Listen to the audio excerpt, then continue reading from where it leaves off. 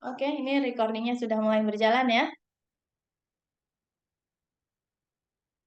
Masih malu-malu ya. Oke, tidak apa-apa. Tapi nanti saya berharap teman-teman interaktif juga. Ya, seperti yang saya katakan, tidak ada benar salah. Kita nggak hanya belajar statistiknya aja, tapi kita juga belajar berani ngomong, berani berpendapat. Ya, jadi saya share screen juga nih, PowerPoint-nya. Sebentar.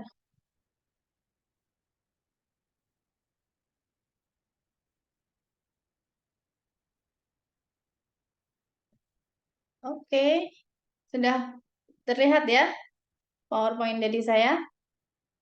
Ya, Sudah, jadi Bu. oke, terima kasih. Nah, kita akan belajar tentang data demografi hari ini.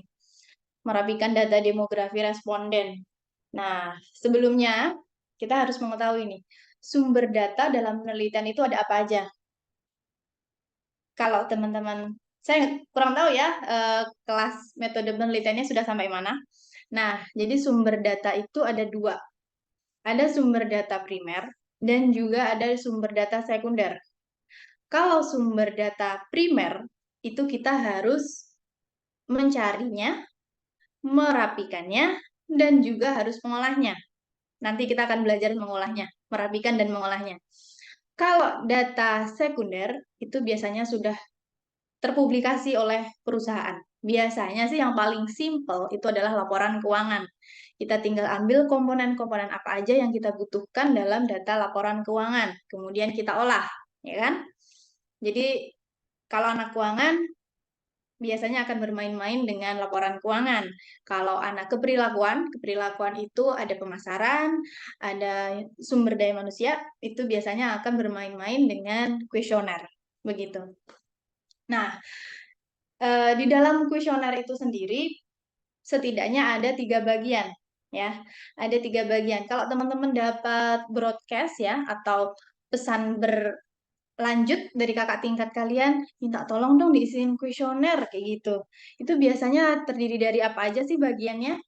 Ada yang mau coba jawab sepengalaman teman-teman? Jadi kalau dapat kuesioner isinya apa aja sih gitu? Ada bagiannya apa aja sih? Atau isinya apa aja lah gitu. Coba ada yang mau coba jawab? Silahkan langsung nyalain mikrofon aja ya. Nama, jenis kelamin, dan domisili biasanya, Bu. Iya, betul. Itu termasuk dalam data demografi. Itu adalah hal yang pasti dituliskan, yang pasti dituliskan dalam sebuah kuesioner. Jadi kalau kuesioner itu kita bedah, itu terdiri dari 3 bagian utama. Kalau teman-teman mau catat, boleh langsung catat aja ya. Ada yang namanya informed consent atau pengantar dari peneliti. Pengantar dari peneliti ini isinya apa? Isinya adalah tujuan penelitian. Kita melakukan penelitian ini untuk apa? Untuk skripsi, untuk tesis, untuk kalau dosen biasanya untuk kenaikan pangkat ya penelitian itu, ataupun untuk yang lainnya, tujuan yang lainnya, untuk kompetisi mungkin, untuk konferensi mungkin, begitu. Kemudian adalah perkenalan secara singkat peneliti. Kita ini siapa? Kita mahasiswa, kita dosen, kita peneliti dari sebuah lembaga penelitian. Itu menunjukkan identitas kita sebagai peneliti. Jadi kredibilitasnya dilihat dari situ, begitu ya. Meskipun mahasiswa, ya nggak apa-apa melakukan penelitian aja itu adalah belajar gitu. Kemudian adalah kriteria responden. Kriteria responden ini sangat penting karena yang akan menentukan siapa yang akan mengisi kuesioner kita, ya. Jadi kriteria responden ini misal kalau topiknya pemasaran digital begitu, kita menentukan kriteria respondennya misal berbelanja di e-marketplace atau dalam bahasa Indonesia itu loka pasar daring itu minimal 1 kali dalam setahun. Karena kita ingin melihat pengalaman dia dalam berbelanja di e-marketplace, begitu. Misal, kita membatasi responden kita hanya yang ada di Pulau Jawa, karena kita nggak mau datanya terlalu banyak. Misal ya, meskipun sebenarnya semakin luas jangkauan dari kuesioner kita itu semakin baik, ya. Itu kita batasi. Jadi kriteria responden kita sebutkan setidaknya pernah berbelanja 1 kali dalam setahun di e-marketplace. Misal, kedua, misalkan kita hanya ingin meneliti yang di Pulau Jawa. Berarti adalah mereka yang berdomisili di Pulau Jawa. Misalkan seperti itu. Itu adalah kriteria responden.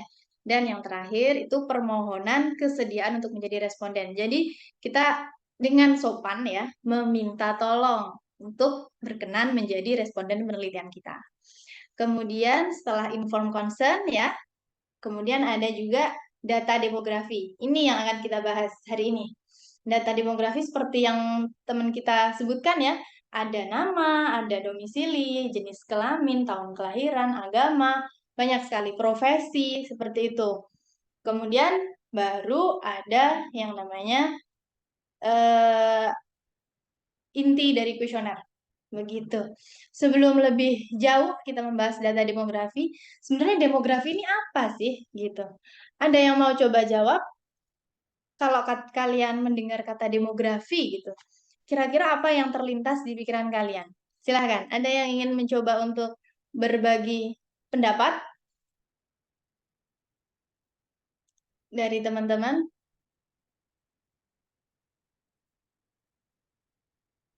Langsung nyalakan mikrofon aja.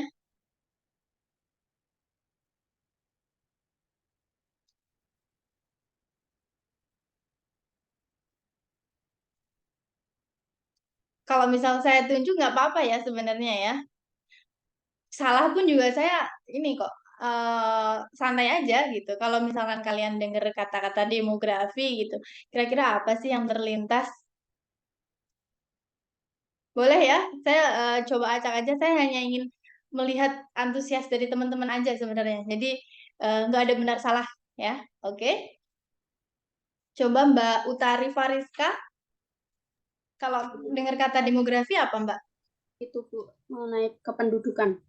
Kependudukan. Oke. Kemudian nggak salah, itu benar juga. Memang demografi itu sangat identik dan erat dengan kependudukan. Oke, coba Mbak Muna Nisrina. Kependudukan dan persebaran ruang, Bu, biasanya. Persebaran. Bisa, karena itu menyangkut domisili ya. Oke, dua pendapat teman kita itu benar ya. Jadi demografi itu memang ilmu yang memberikan gambaran menarik dari penduduk yang kemudian akan digambarkan secara statistika. Jadi di sini kita akan mengolah data demografi itu secara lebih rapi, terbaca begitu di Microsoft Excel, gitu. Nah, data yang termuat dalam suatu data demografi tadi sudah disebutkan oleh teman-teman. Mungkin ada yang ingin menambahkan lagi selain nama, domisili, apalagi kira-kira? Silahkan untuk mencoba untuk menjawab. Usia, Bu. Usia, betul. Usia, Kemudian, Bu. yang lain ya? Status pekerjaan, Bu. Jenis kelamin, Bu. Status pekerjaan, betul. Kemudian, ada lagi? Pendidikan, Bu. Pendidikan, ya. Ada lagi? Banyak sekali ya. Jenis kelamin, Bu. Ya, jenis kelamin. Oke, betul sekali yang teman-teman sebutkan tadi adalah salah banyak ya, ada banyak sekali data-data demografi yang tadi udah teman-teman jelaskan. Nah, saya di sini ingin meng-highlight, menggarisbawahi gitu. Data demografi secara umum dalam konteks kuesioner, penelitian ya.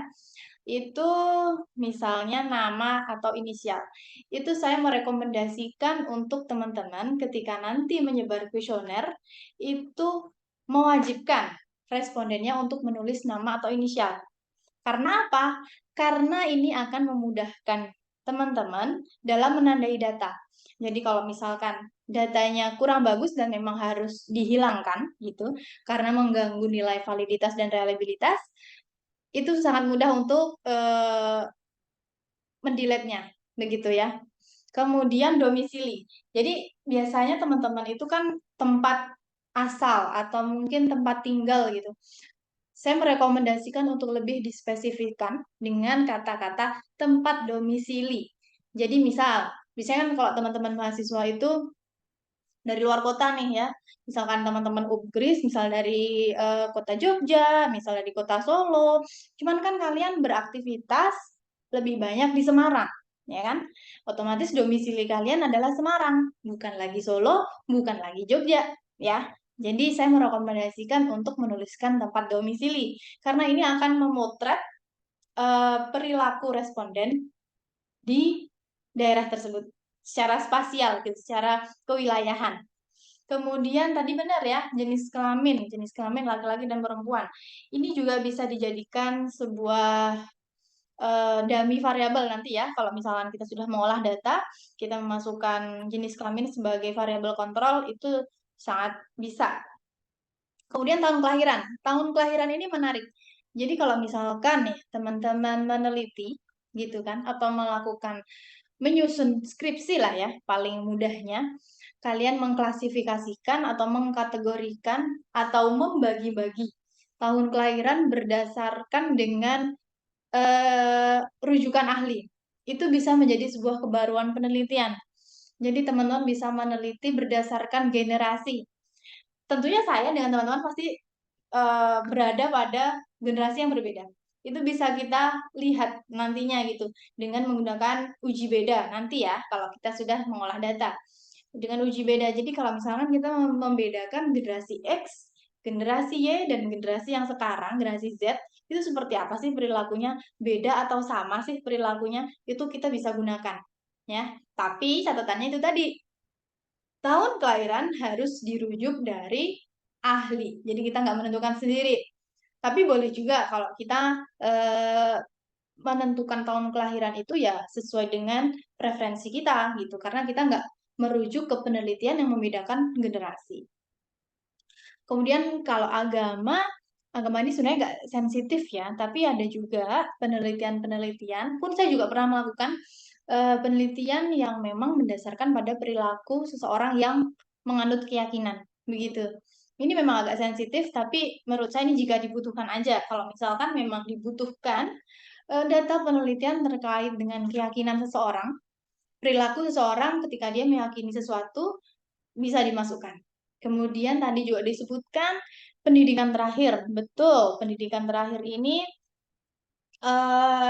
juga penting gitu untuk kita masukkan. Kemudian profesi juga penting. Kemudian ada rata-rata pengeluaran per bulan. Biasanya kalau ini memang penelitiannya anak manajemen ya, ada rata-rata pengeluaran. Nah, selain data secara umum, ada juga data tambahan sesuai dengan topik penelitian. Karena saya ini spesialisasinya sebenarnya adalah pemasaran ya. Jadi saya banyak menggunakan contoh pemasaran di lingkup pemasaran. Nah, misalkan topik pemasaran digital. Topik pemasaran digital kita bisa tambahkan loka pasar daring. Loka pasar daring itu e-marketplace ya. Jadi sudah ditranslasikan ke dalam bahasa Indonesia. E-marketplace itu adalah loka pasar daring yang sering digunakan. Misal, dia sering menggunakan Shopee atau dia sering menggunakan Tokopedia, menggunakan Lazada, Bukalapak begitu. Kemudian frekuensi pembelian dalam setahun. Kemudian produk yang biasa dibeli. Itu juga sebaiknya kita coba tambahkan gitu di dalam sebuah data penelitian. Nah, dari data demografi ini biasanya opsi dalam penyajian di Google Form itu setidaknya ada 3. Yang pertama memang opsi, ya kan? Jadi kan kita bisa milih nih jenis kelamin, ada tanda bintangnya wajib diisi gitu kan. Nah, kemudian mereka memang hanya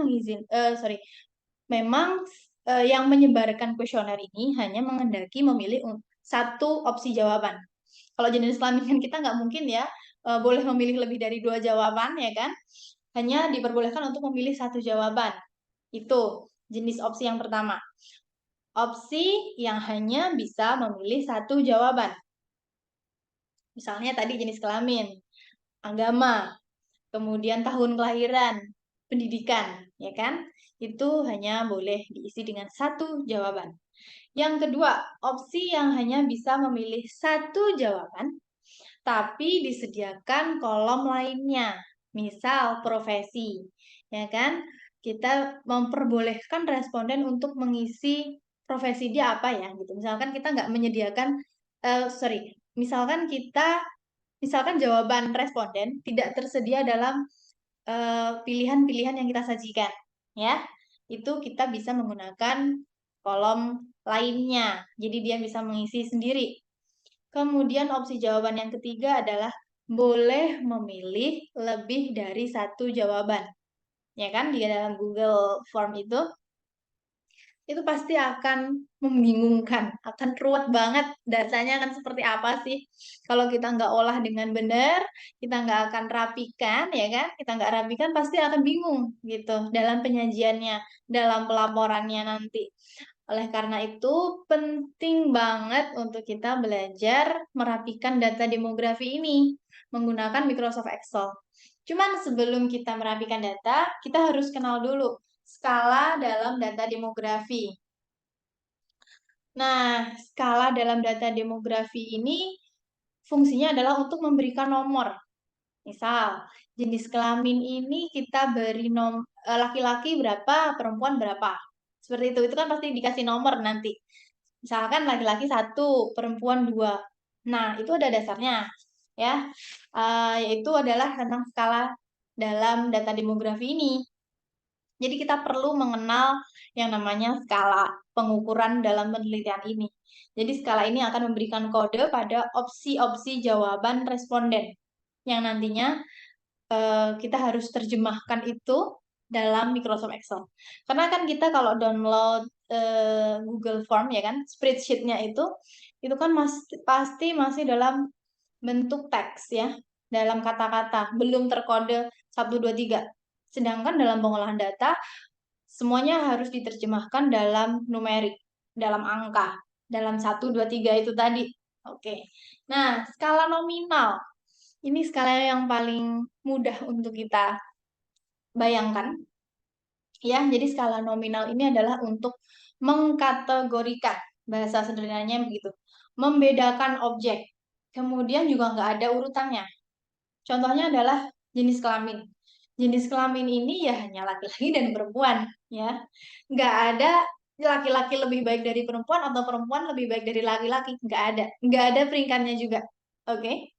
Jadi memang hanya membedakan objek. Oke? Ada objek laki-laki dan ada objek perempuan. Kemudian juga profesi.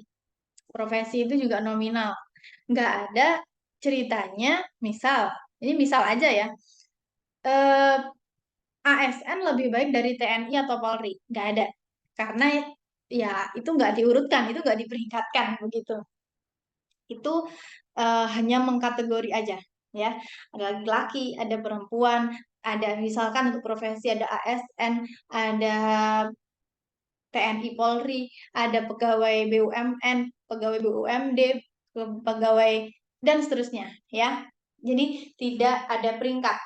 Kemudian skala ordinal. Skala ordinal ini baru. Dia ada tingkatannya, ada peringkatnya. Misalnya pendidikan.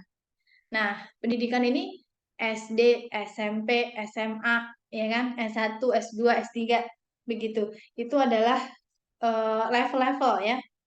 Nah, itu kita peringkat SD, SMP, SMA, begitu. Kemudian ada juga kalau misalkan anak HR, anak sumber daya manusia, ada juga level manajerial.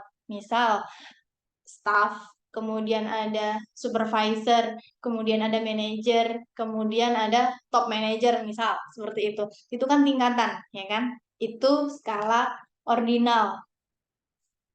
Kemudian yang selanjutnya adalah skala interval. Skala interval itu menunjukkan jarak antara satu data dengan data yang lain dan mempunyai bobot yang sama. Ya, itu contohnya adalah persepsi responden. Nanti ketika kita belajar isi kuesioner, kita akan belajar persepsi responden. Ada skala Likert ya. Ada sangat setuju, kita kasih angka 5. Sangat setuju aja, kita kasih 4. Netral, 3. Tidak setuju, 2. Sangat tidak setuju, 1. Nah, itu adalah interval, ada jarak ya.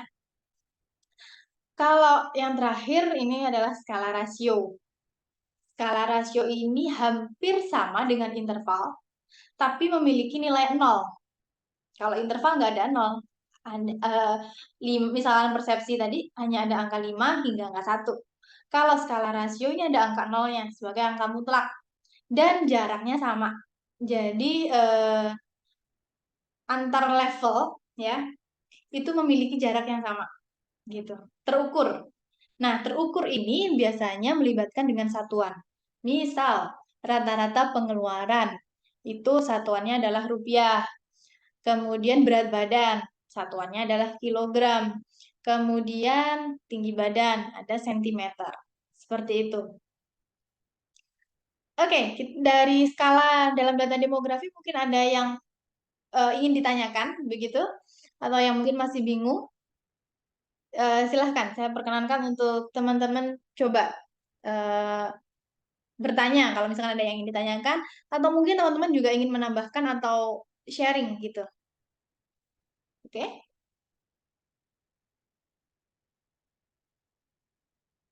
Sebelum kita masuk ke Microsoft Excel-nya, ini saya ganti ke slide Microsoft Excel. Coba ada nggak tadi yang bisa menyebutkan 4 skala pengukuran tadi apa aja ya? Ada yang ingin Skala boleh? skala Likert, skala interval, skala rasio,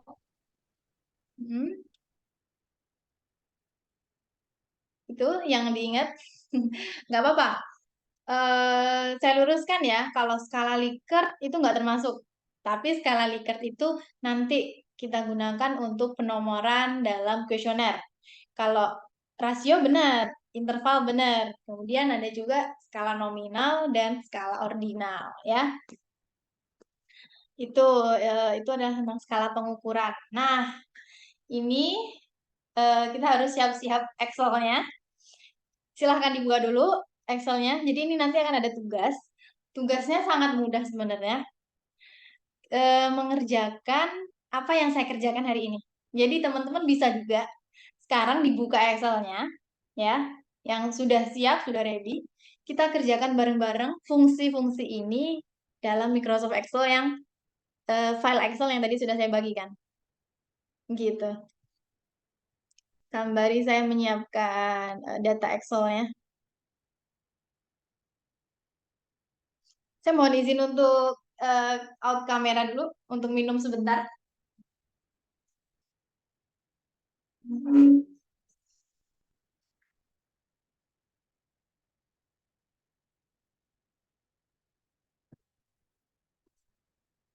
Oke, ini kita masuk ke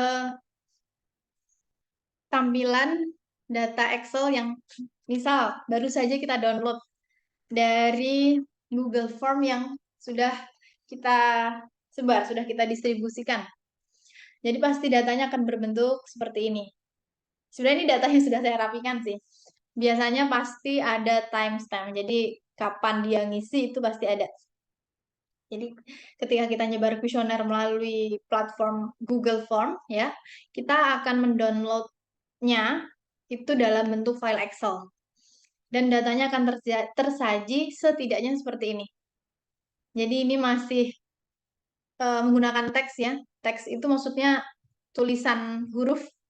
Harusnya ini kita coding semuanya dengan angka.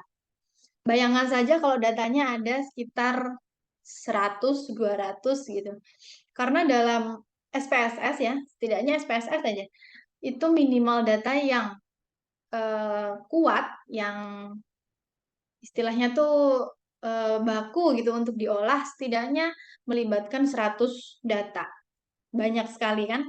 Kalau kita mengkodenya, oke, kita mau kode nih untuk jenis kelamin, laki-laki kita kasih angka 1, perempuan kita kasih angka 2. Terus kita gini, 1, oh salah, tadi ini apa ya, laki-laki, lupa, apa ya, gitu. Itu akan potensial error atau potensial kesalahannya akan sangat tinggi. Nah ya kalau opsinya cuma laki-laki dan perempuan aja. Tapi kalau opsinya misalkan nih, provinsi domisili ada banyak, pasti kita akan bingung, errornya akan sangat tinggi dengan mengkode secara manual. Nah, di sini kita akan berlatih bagaimana kita mengkode ini secara efektif dan efisien menggunakan rumus Excel. Begitu. Oke ya, teman-teman sudah siap? Nanti tugasnya diupload di Google Classroom. Linknya nanti di-share ke teman-teman. Nanti teman-teman bisa upload, misal maksimal karena ini hari Rabu, bolehlah ya hari Senin. Maksimal hari Senin jam 23.59 ya. Sudah terupload di Google Classroom. Tapi kalau teman-teman mau mengerjakan ini sekarang bersama-sama saya, boleh juga. Itu malah lebih baik mengurangi tugas kuliah teman-teman. Jadi kalian juga langsung praktek, langsung sekaligus bukan menghafal ya, memahami rumus yang akan kita gunakan. Nah, oke, kita mulai. Nama ini saya rekomendasikan untuk diisi. Meskipun hanya inisial. Di sini misal ada AZ. Ini dia pasti hanya menggunakan inisial. Tapi misalkan Anissa Nurhanifah. Ini mungkin ya, mungkin. Karena kita juga tidak bisa menilai apa ya istilahnya kevalitan ya. Kevalitannya karena kita based on percaya dengan apa yang mereka isikan. Begitu. Ini mungkin nama asli, mungkin Ayu panggilan aja begitu. Ini saya merekomendasikan untuk tetap diisi. Jadi kalau ada data yang salah, kita tinggal klik, bukan salah ya, data yang dalam tanda kutip mengurangi kevalitan dan kereliabelan ketika nanti proses kuesioner, kita tinggal klik, oh punyanya si Aril nih. Ya, Pramita, gimana? Mohon maaf Bu, untuk share screen-nya masih di PPT. Oh, share screen-nya masih di PPT? Oke. Mohon maaf, terima kasih. Saya coba untuk share screen yang data Excel.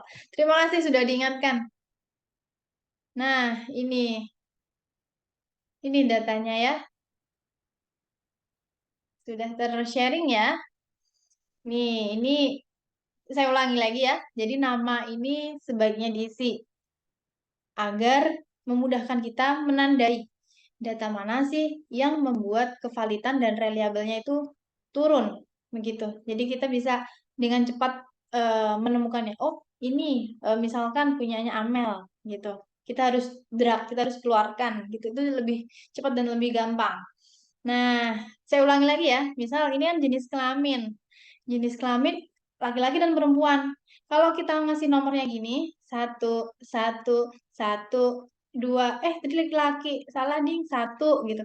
Itu pasti kan tingkat kesalahannya jadi lebih tinggi ya, karena kita nggak teliti. Karena data yang kita harus olah nggak cuma 30, tapi ada 100, ada 200, ada 300, dan seterusnya. Ini baru 2 opsi jawaban. Bagaimana dengan 5, 4, 6, 7, 8 opsi jawaban? Pasti akan susah, pasti akan mudah bingung, nggak segera dikerjain ya. Jadi kita akan mengkodenya dengan Excel. Silahkan disiapkan dulu teman-teman. Kita akan coba olah jenis kelamin. Jenis kelamin ini kita kodekan. Silahkan dibuka lembar 1. Lembar 1 kita geser di kolom A dan B. Jenis kelamin. Untuk laki-laki kodenya 1 dan perempuan kodenya 2. Ini tadi skala nominal ya. Karena hanya mengkategori saja. Laki-laki dan perempuan, nggak ada peringkat. Nggak ada yang mana lebih tinggi, mana lebih baik, nggak ada. Laki-laki dan perempuan. Laki-laki kita beri 1, perempuan 2. Ya, itu hanya penomoran aja ya, sekali lagi. Kita sisipkan kolom di sampingnya. Ya, bisa dibuka yang seperti ini nih. Sisipkan kolom. Oke. Kita ketik kode seperti ini. Tadi laki-laki 1, perempuan 2. Kita menggunakan fungsi if. Fungsi if ini bisa kita gunakan untuk opsi-opsi jawaban yang sedikit. Misalkan cuma 2, kita pakai if aja. Gitu. Kita nggak perlu pakai VLOOKUP yang lebih susah lah. Kita kasih sama dengan sama dengan kita ketik dulu if, fungsi if, buka kurung, ya. Kita klikkan ke kolom B2 seperti ini. Karena ini adalah sumber data kita, ya. Laki-laki, perempuan, ini adalah sumber data kita. Oke. Sama dengan ketik coba laki-laki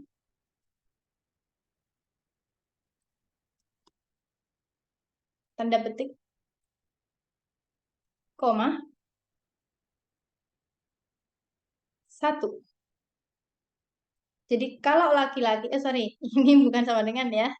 Ini strip, saya salah ketik. Jika laki-laki kita beri tanda 1.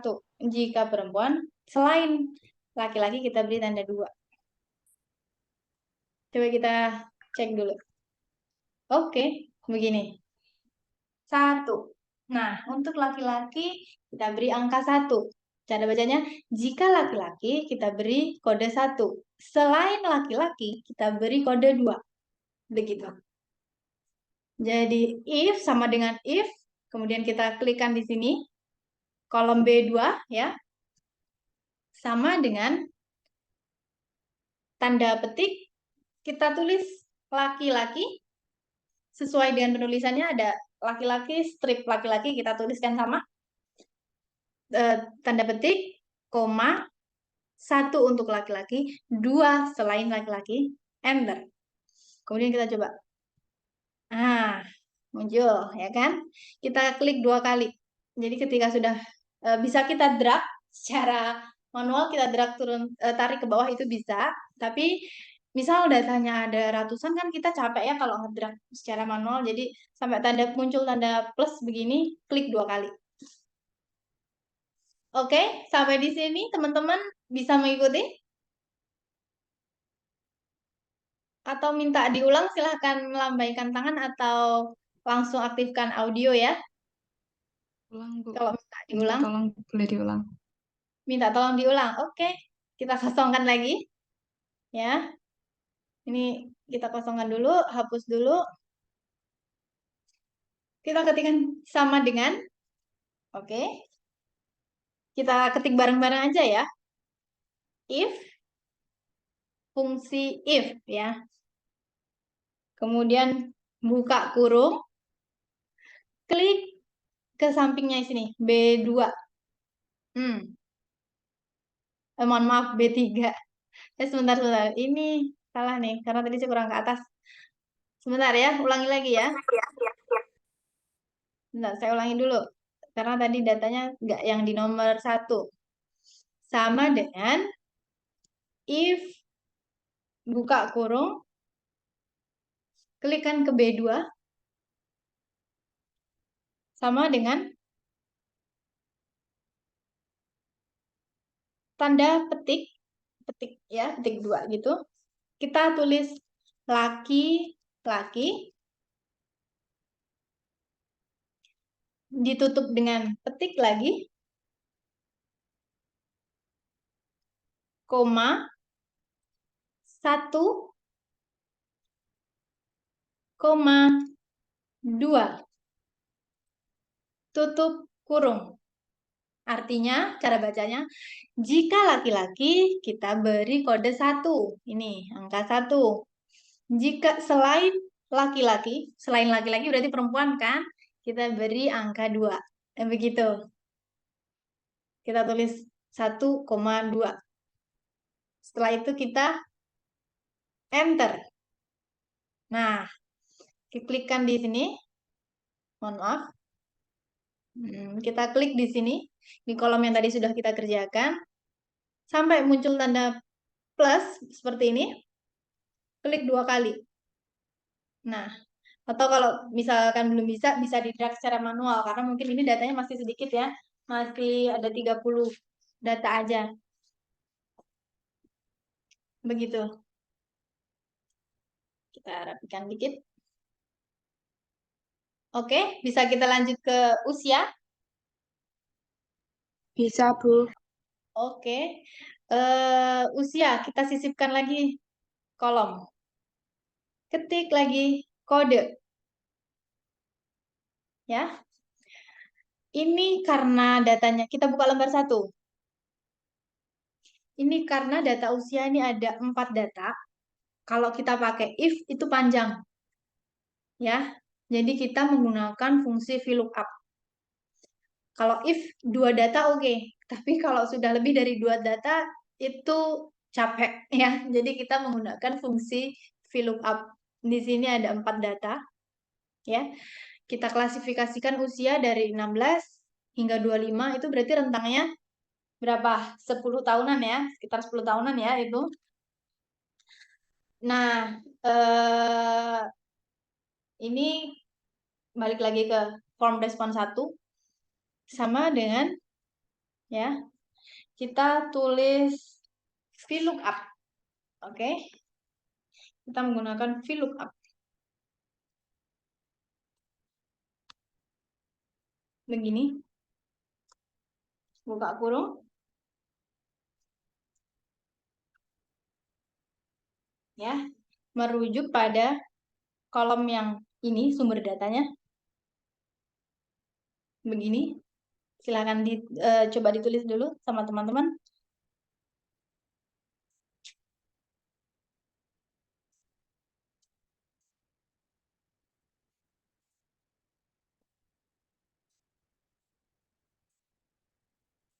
Oke, kemudian koma.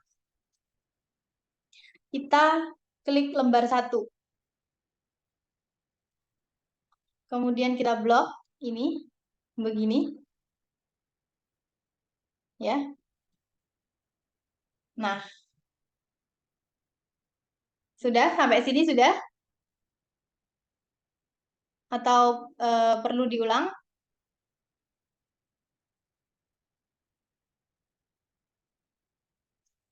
Sudah ya?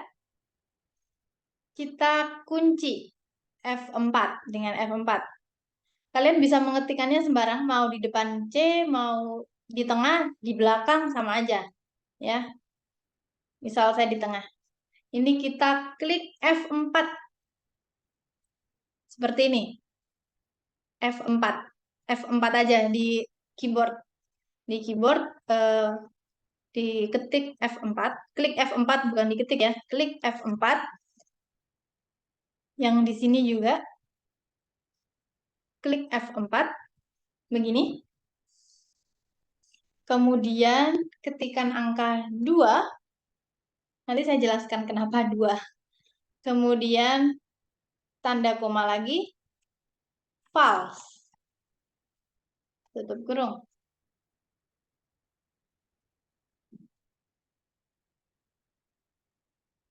Oke. Ya, jadi sama dengan VLOOKUP, ini data yang istilahnya ini loh yang mau kita cari gitu. Kita klik di sini. D2 ini. D2 ini karena hasil apa? D2 ini aslinya dari sini. Kemudian lembar 1 ini sudah saya kunci. Lembar 1 C2 kita ambil dari ini. Kita blok, ya kan? Kemudian dikunci dengan klik F4, klik F4, 2 dan false. Kita enter. Sama, klik 2 kali setelah muncul tanda positif, keluar, ya kan, angkanya. Jadi ini kita nggak perlu mengkode 16 sampai 25, kita kasih angka 1, 26 sampai 35, angka 2. Itu pusing gitu kita. Jadi kita menggunakan cara yang lebih efektif dan efisien. Ya. Nah, tadi 2 dari mana? 2 dari sini. Misal, kita tutup nih jenis kelamin dan kolom setelahnya. Kita fokus hanya di kolom ini aja. Ini kan kolom 1 ya. C ini adalah kolom 1 dan ini adalah kolom 2-nya. Oleh karena itu di sini kita ketikkan angka 2. Gitu. Karena kodenya di mana? Kodenya ada di kolom 2, di D ini. D ini adalah kolom 2. C adalah kolom 1, D adalah kolom 2. Skalanya atau angkanya atau kodenya itu ada di kolom berapa? Ada di kolom 2. Kita tuliskan 2. Di sini kita tuliskan 2 ya. Kemudian false. False ini adalah untuk apa namanya? Penulisan yang sama persis. Ini kan 16 spasi strip spasi 25 spasi tahun, ya kan? Ini penulisannya harus sama seperti ini persis.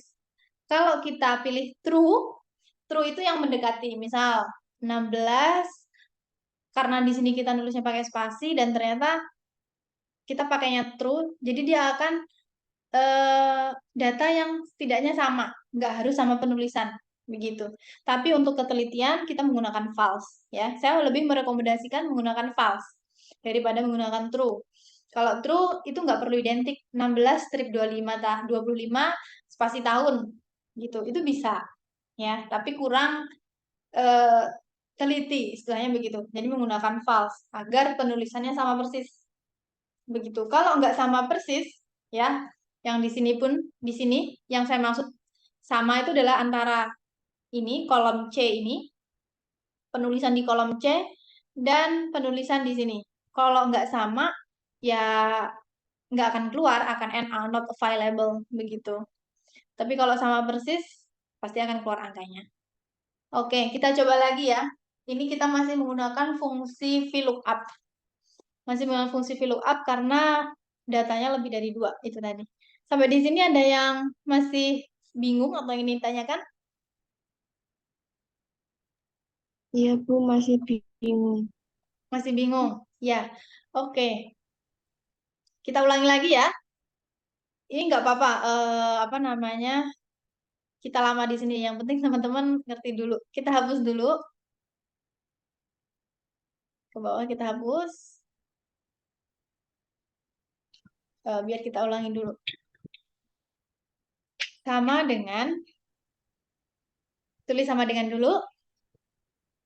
VLOOKUP, buka kurung,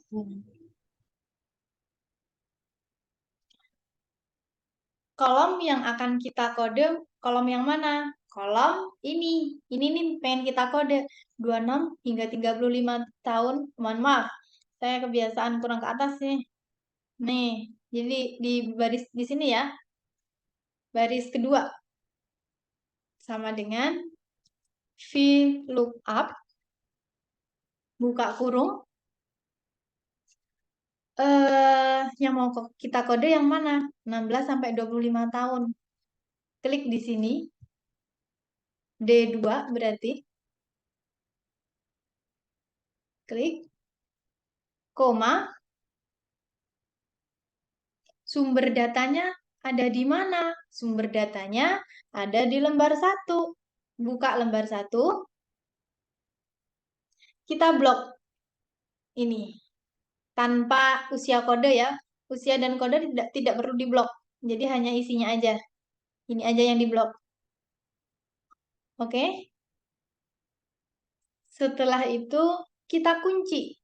Kita kunci dengan mengklikkan F4 yang ada di keyboard masing-masing. Di keyboard komputer ataupun laptop kalian.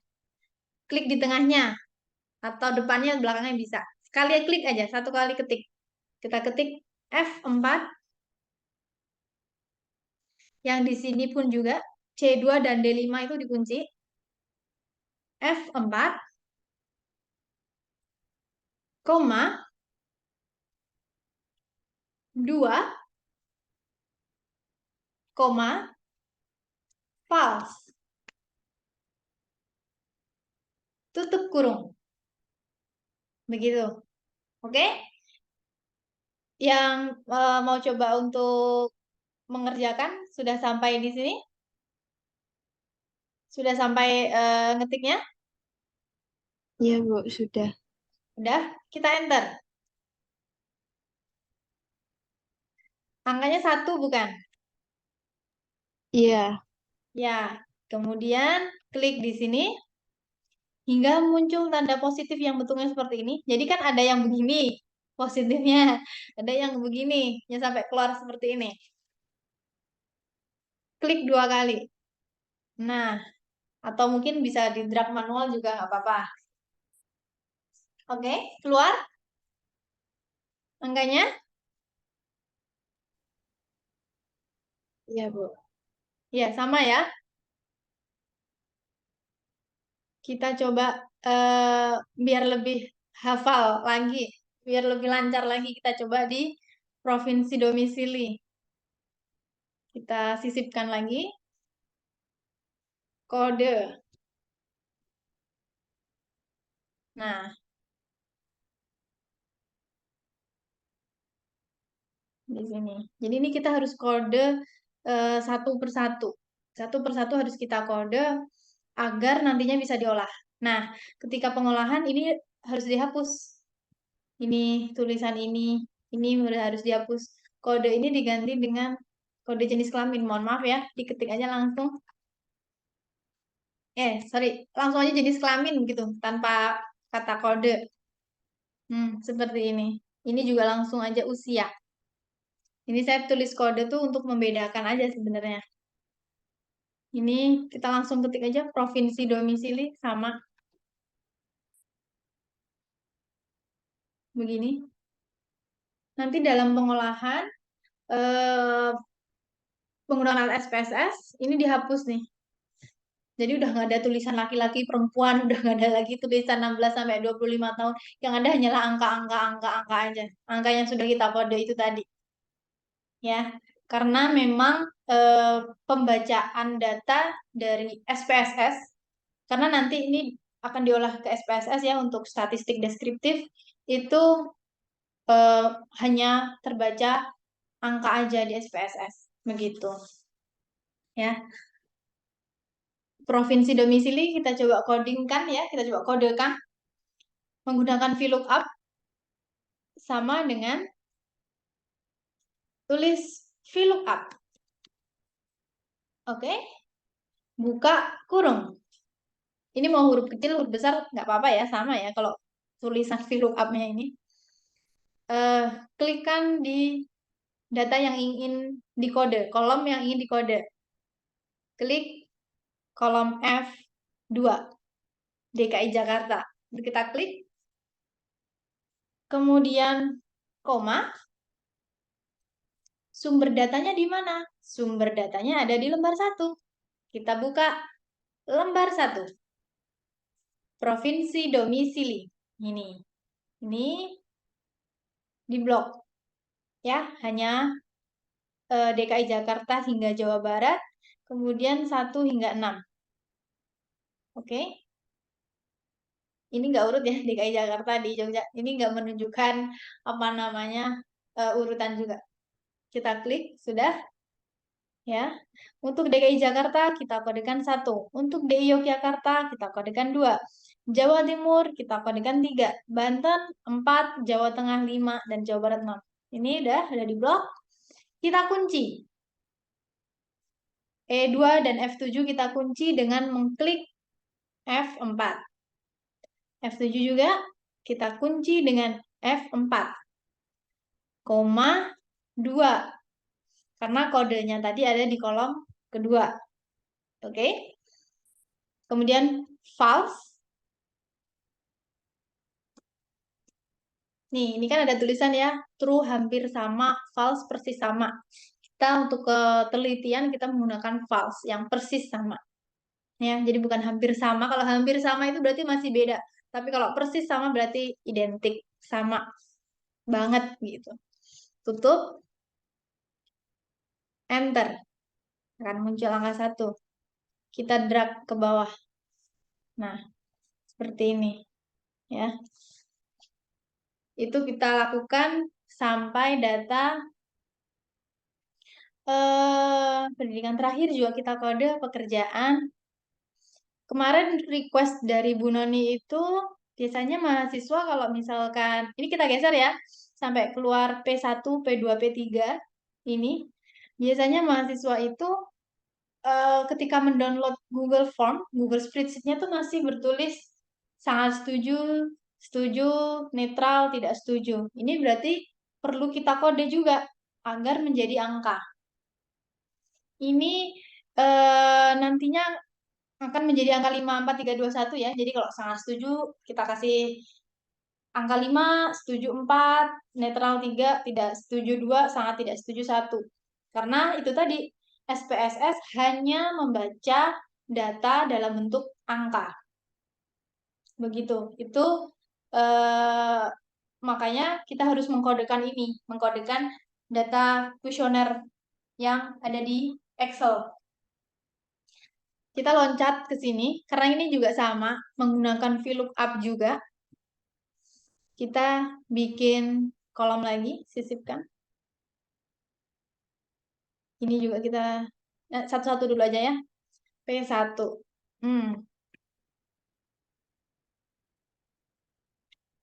Kita tulis sama dengan VLOOKUP.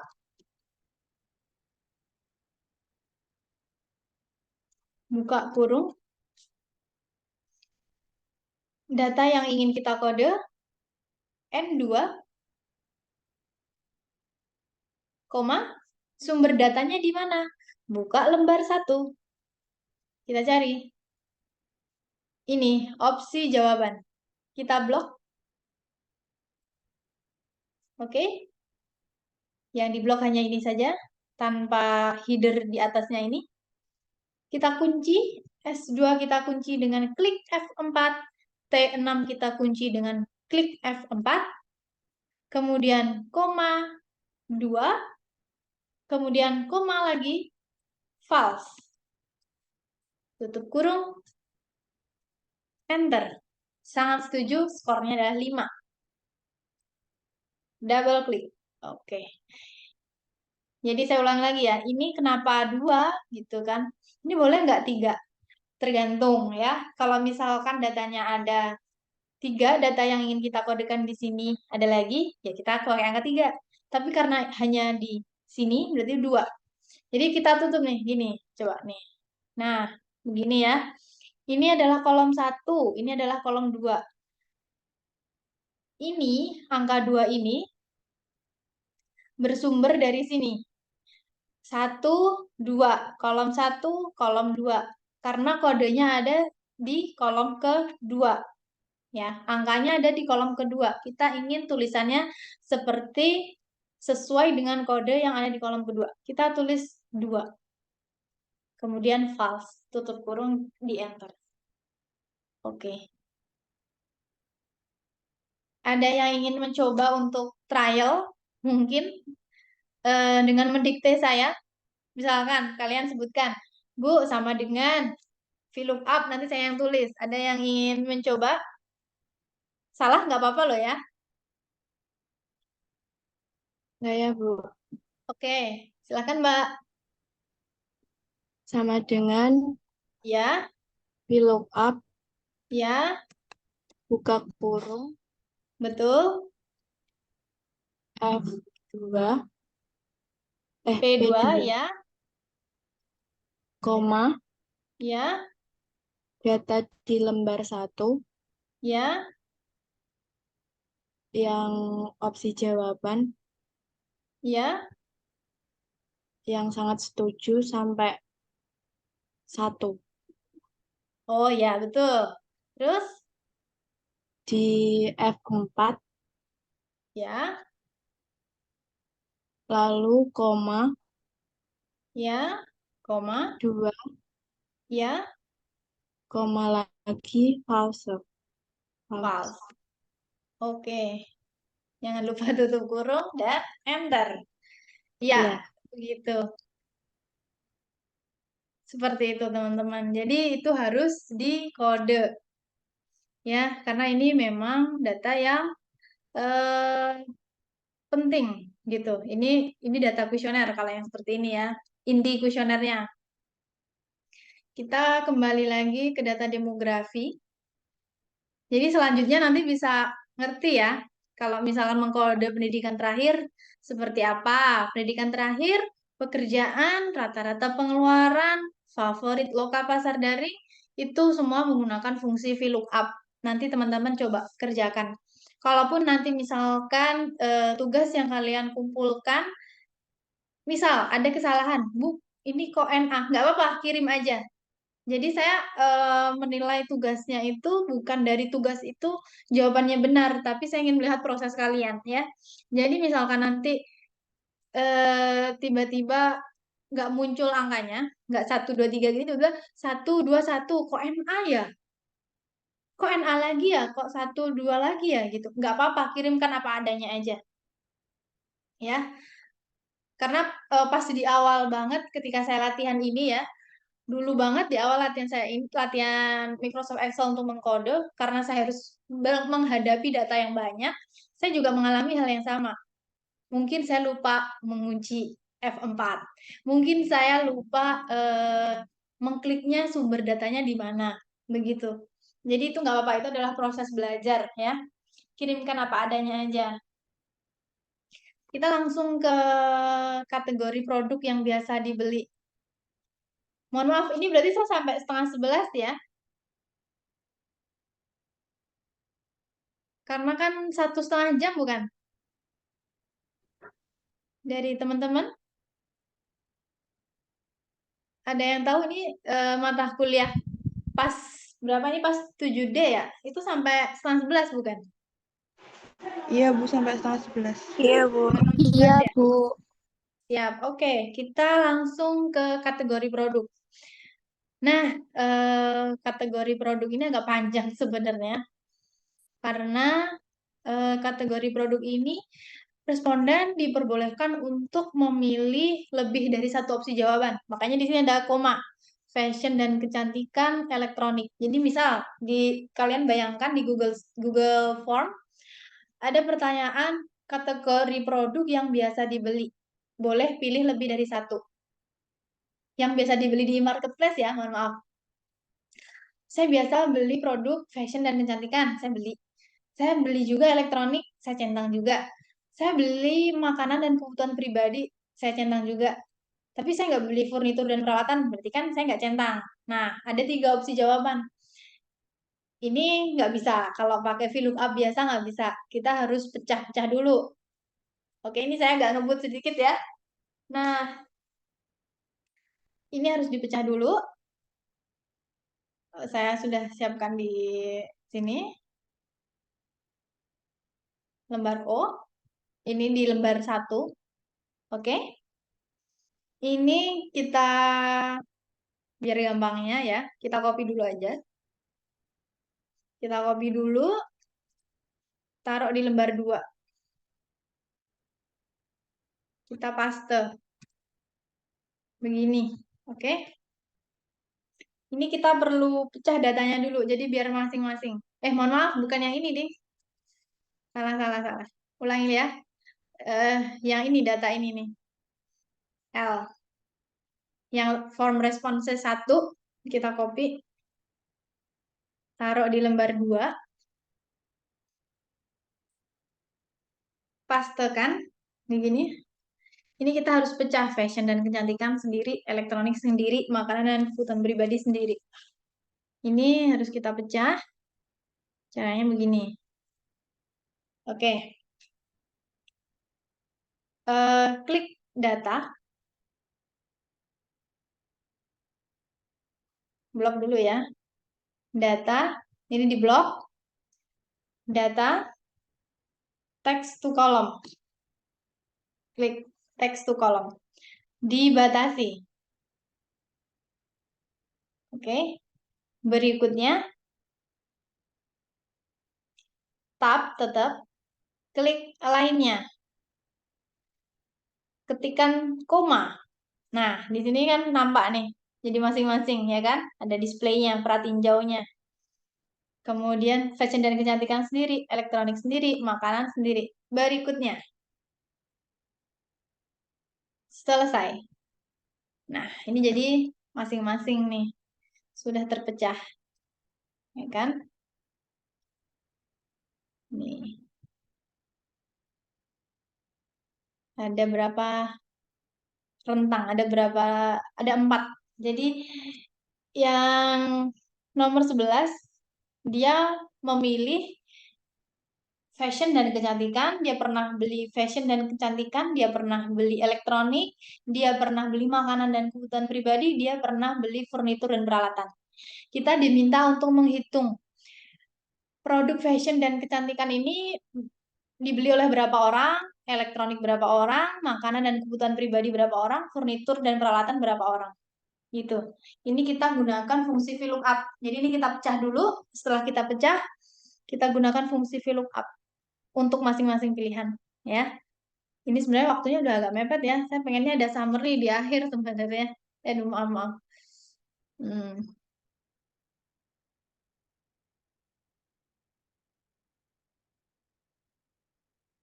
Kemudian kita sisipkan juga di sini. Ini kita VLOOKUP-kan masing-masing sama dengan VLOOKUP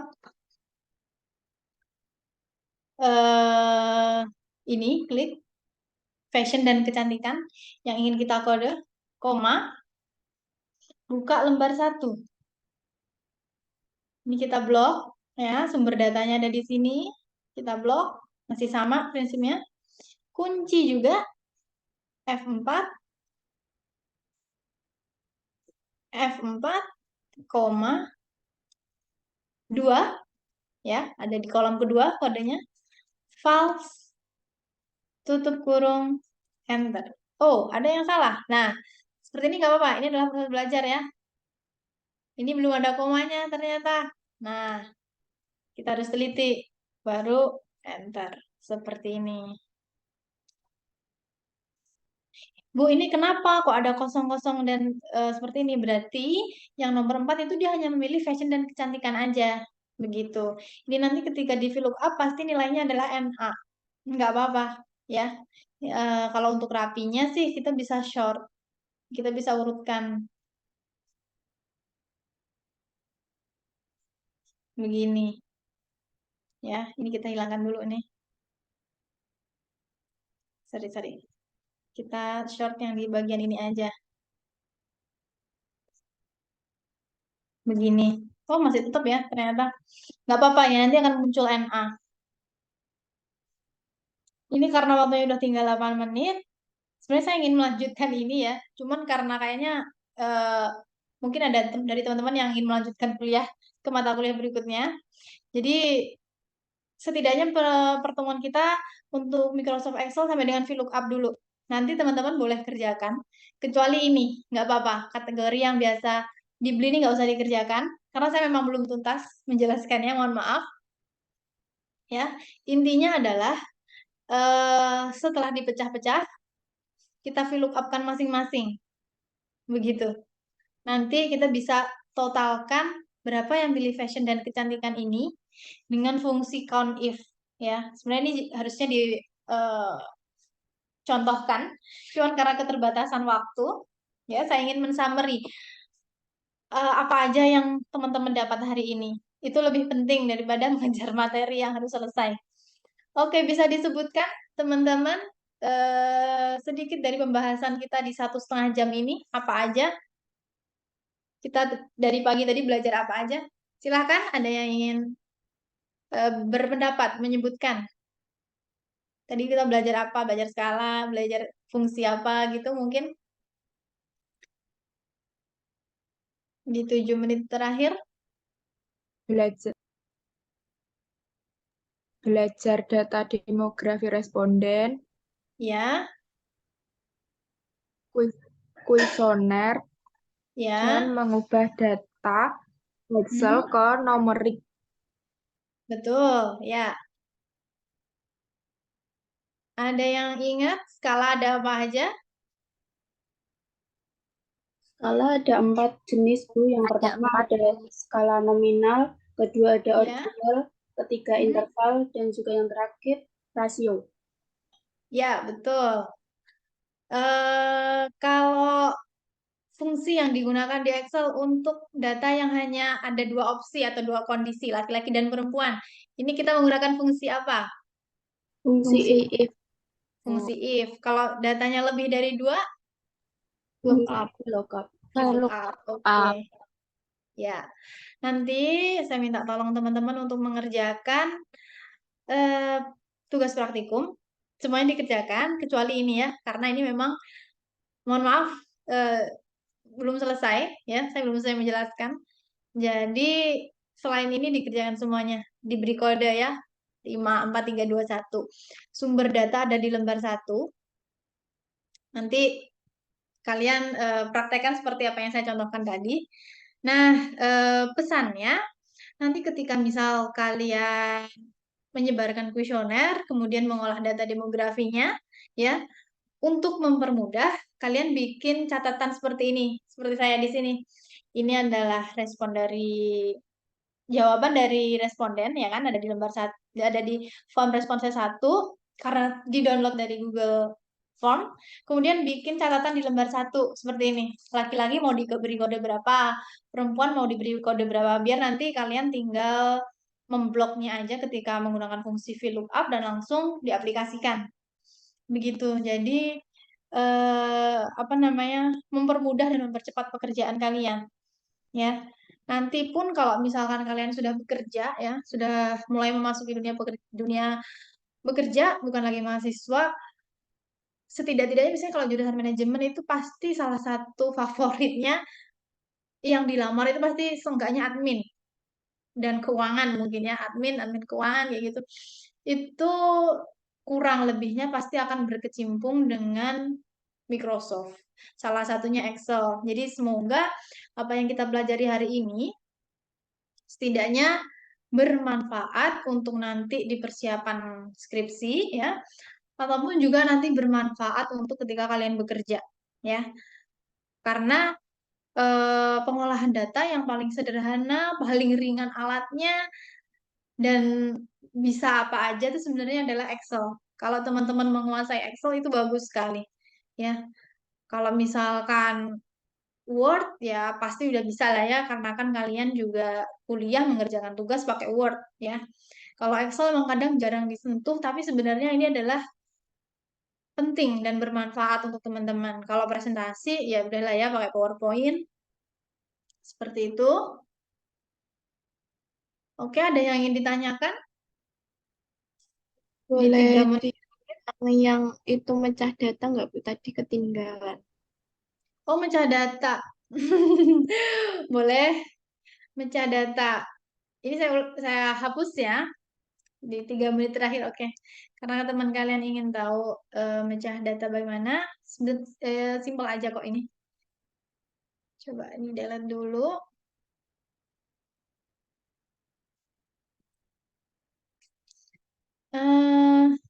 Blok yang di kolom L. Ini di blok, copy, ya. Taruh di lembar 2. Sebenarnya atau di lembar manapun lah ya. Ini saya pakai di lembar 2. Taruh, nih. Kemudian data, text to kolom. Oh, mohon maaf, belum dipaste. Paste dulu. Aduh, sebentar. Copy ke lembar 2, kita paste begini. Kemudian data, text to kolom, pilih dibatasi. Kemudian berikutnya, pilih tab, pilih lainnya, ketikkan tanda koma, pratinjaunya seperti ini. Ini, fashion dan kecantikan, elektronik, makanan, dan seterusnya. Oke. Kemudian klik berikutnya, klik selesai. Sampai sini dulu aja, sampai mecah data dulu aja. Jadi biar nggak brain fog ya, biar nggak bingung. Gitu. Mecah data sampai situ dulu.